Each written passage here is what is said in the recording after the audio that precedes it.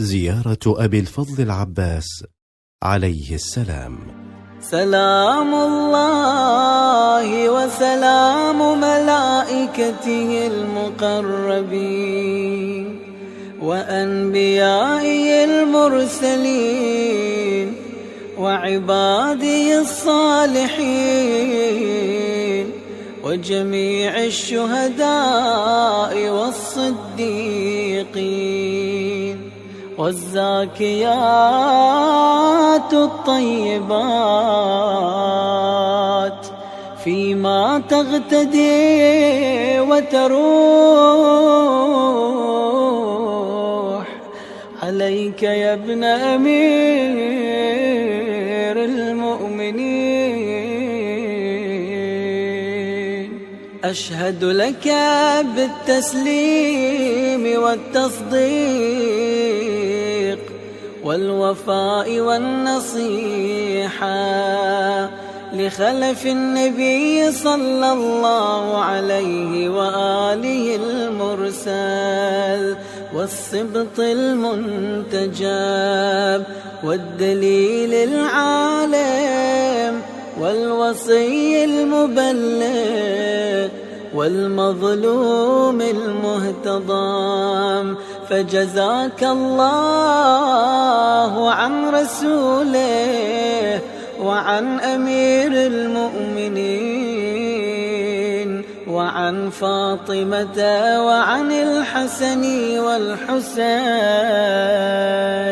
صلوات الله عليهم أفضل الجزاء بما صبرت واحتسبت وأعانت.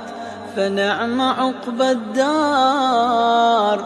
لعن الله من قتلك ولعن الله من جهل حقك واستخف بحرمتك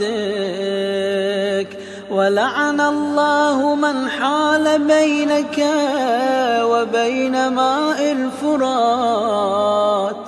أشهد أنك قتلت مظلوما وأن الله منجز لكم ما وعدكم. جئتك يا ابن أمير المؤمنين وافدا إليكم وقلبي